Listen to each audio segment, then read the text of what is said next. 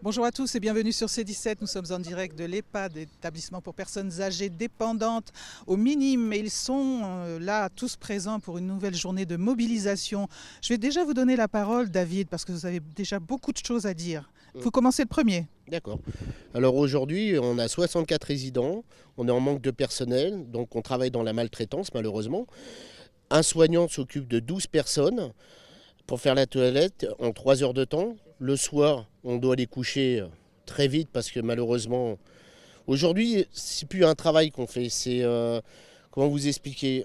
On demande des choses, mais on n'est pas écouté. On demande plus de moyens, plus de personnel, et on n'a rien du tout. Donc, que doit-on faire pour accompagner le mieux possible nos aînés?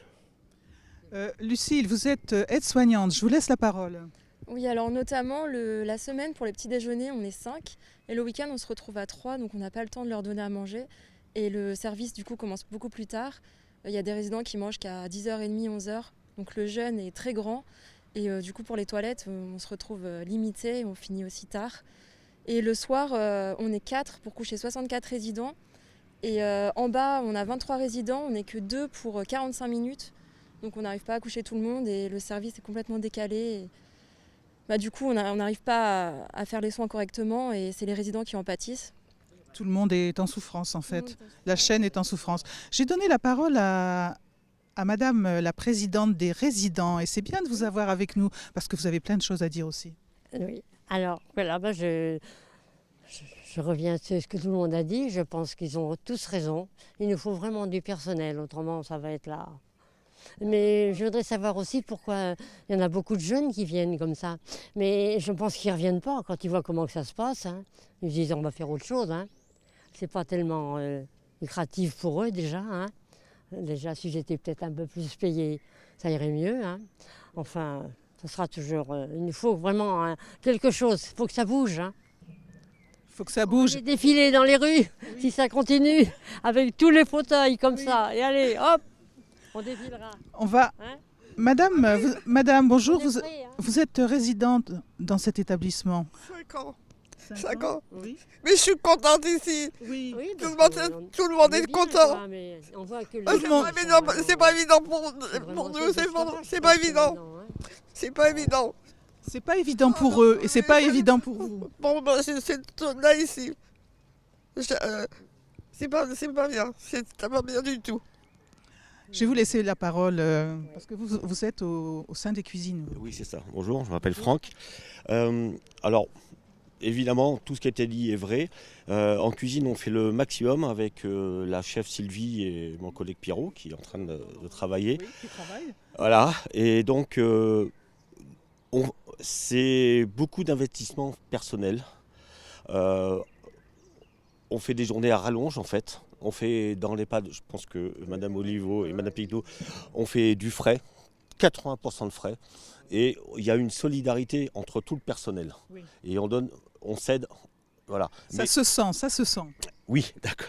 Oui, mais il faudrait retrouver, moi je suis arrivé en 2019, du calme et de la sérénité. Et travailler voilà, pour que tout le monde. Voilà. Parce que pour les résidents, mais pour nous aussi, ça joue sur notre vie sociale au bout d'un moment. Mais on fait les horaires.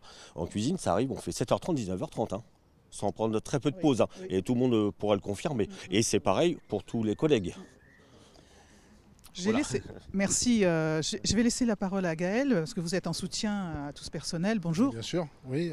Effectivement, là on est en soutien au personnel sur des revendications qui sont simples mais plus que légitimes. La revendication en fait c'est d'avoir un personnel suffisant pour pouvoir accueillir décemment les personnes résidentes dans l'établissement, parce que les agents aujourd'hui se sentent maltraitants. Ils sont maltraitants du fait qu'ils n'ont pas le temps. Alors ça a été déjà expliqué, je ne vais pas redire tout ce qui a été dit. Le problème c'est qu'on a déjà eu une rencontre avec la direction, mais il n'y a eu aucun avancement, aucune proposition. On nous parle de 2025 pour revoir en fait. Alors je ne vais pas rentrer dans le détail, mais avec le département et avec la région pour revoir les effectifs.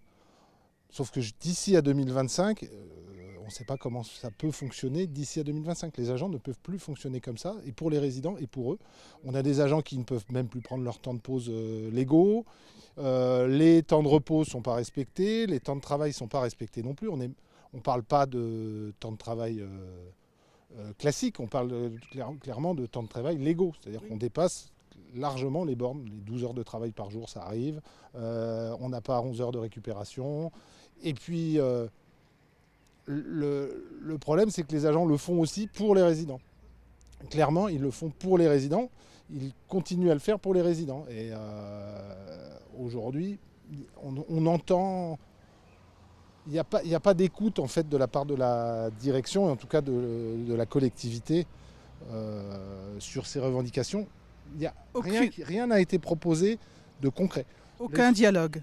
En fait, on a eu un dialogue, on a eu une réunion avec des agents la semaine dernière. On est sorti de cette réunion avec l'engagement de ne pas enlever des postes qui sont soi-disant sureffectifs, mais sans eux aujourd'hui, déjà que ça fonctionne mal, mais sans eux, ce serait même plus possible.